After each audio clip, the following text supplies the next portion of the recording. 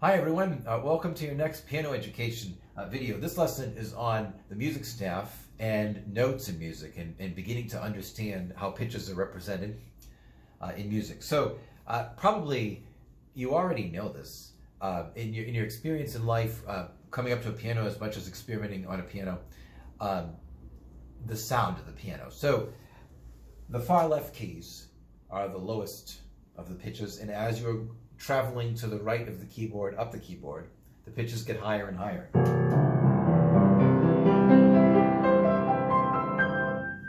So I'll bet you've discovered that at some point. That's important to know.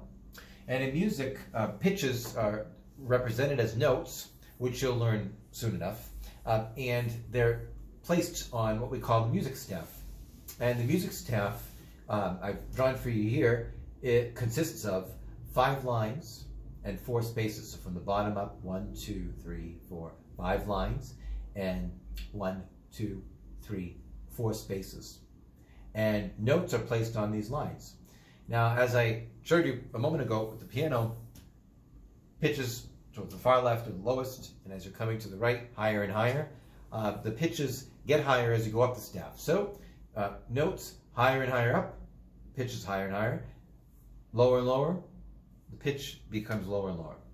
So placement on staff is very important, and you'll learn exactly, soon enough you'll learn if a note is on a particular line or space, what the letter name of that note is. I'll teach you that. But it's important to know that they're placed on this. And in front here, we call these clefs, and there are many instruments that exist, and musicians of many different kinds read many different clefs. They sort of position us to the pitches that we're reading. With the piano, we read 2. So we read, this is treble or G clef, and bass or F clef. And I'll explain to you how they get their names. But very simply, and in the beginning, this is very much the case when you're learning, your right hand will play. I don't want to confuse you because it can change in life and in your practice as you advance. But generally speaking, and this is especially true in the beginning, your right hand will play treble clef, so notes that are written on this staff, music staff, and your left hand will play bass or F clef music. Now, the two are joined in piano music, the two are joined together, and we call it, with a line like this and a bracket, and just like this, a grand staff.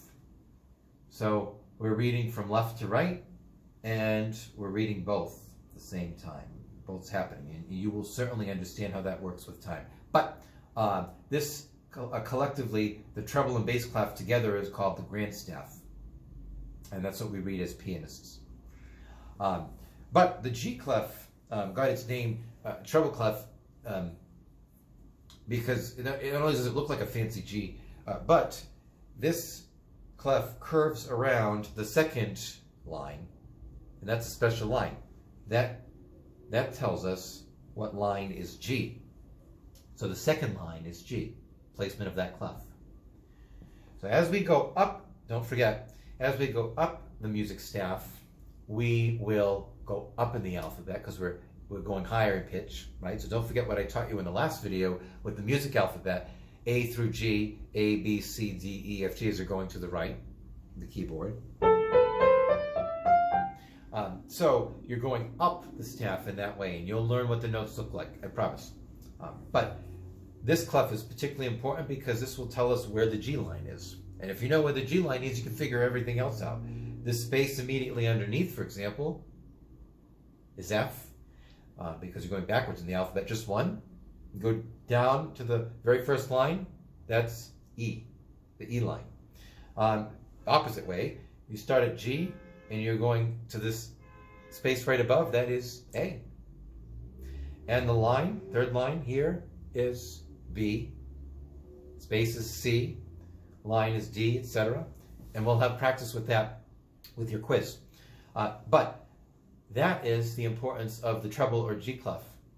Now, there's a story with this clef too. This bass clef or F clef, the F clef gets its name, looks like kind of like a fancy F, but the dots that you see, hopefully, are above and below the, this is the 4th line, that's the F line, F clef. So that tells us where F is. And if you know where F is, you figure everything else out. Because F is this line, the space immediately above is G, line goes back to A, right? Backwards, let's go backwards. So F is that second to top line. That's what the clef defines for us. Space immediately underneath is E. Line is, right underneath that is D. Space is, this space right here is C, right? You're going backwards in your alphabet. This line is B, and this space is A, and this bottom, or first line, in the F clef staff is G. So we'll have plenty of practice with it, but what's important to take away from this whole thing, at least right now, is that you are going up the alphabet, and you're going higher in pitch, because don't forget, as you go up the staff. Okay?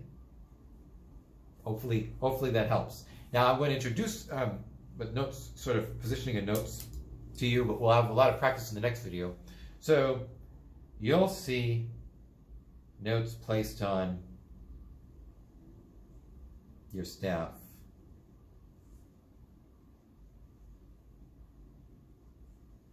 Like this, for example, and I know you've seen that before. So this is telling us what our pitches are. And for example, what I've drawn here, this first note is in the second space. Now don't forget, that line is G. So right above is where that note is in that space. That is A. That's A. Next note I happen to draw is on the first space. Okay, so the first space, well, we know that line right above it, that's that special line, the G line. Below G is F. Your second note is F. Third note I drew is on the second space, right? Well, we came to that earlier. That was this note. We said that was A, right? Because that's right above the G line. And the last note I drew on the second to top line, which is the fourth line. So what's that one? Well, we might use what we know to help us out a little bit. So G, A, B, C is the space, and that's D.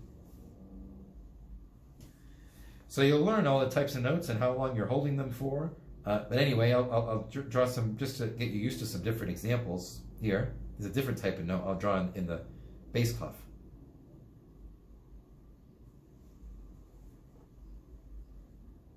So I drew, and you'll understand this soon enough, quarter notes and half notes. Well, that's the difference, is how long we're going to hold the pitches for.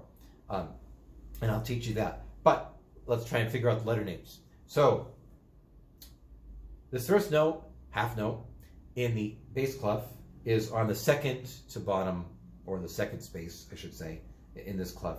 1, 2. So remember what that is? So this clef is F, and that's that line right here. So we're going to go backwards. E is that space, D line, and the other note is C. C. Let's try this one. So this one is on the second to top space, or the third space, right? So that was C. Let's go up. So this line is D, and there's the note right here. That's E.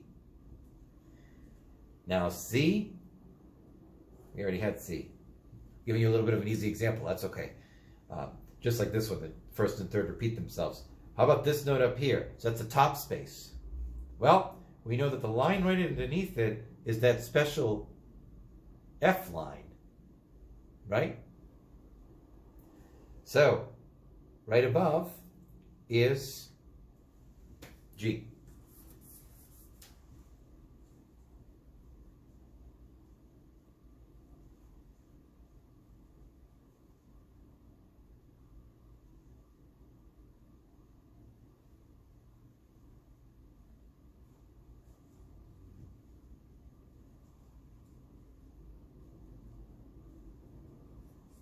So just as a reminder, again, the take home from and reading the staff, and you get plenty of practice with this, is the higher up you go, the higher the pitch, and the lower you go, the lower the pitch. So don't forget, on a piano, higher up is this way, and lower is to the left, the opposite way. Okay? So hopefully that helps you understand, starting out, how we notate music and what things look like and navigating a little bit. And we'll have plenty of practice with the quiz and more talk on notation and understanding what things are represented on the staff soon to come. So I hope you enjoyed it. Hope it was helpful. And again, my email's in YouTube, the About page, I believe. If you have any questions at all, please let me know. Take care.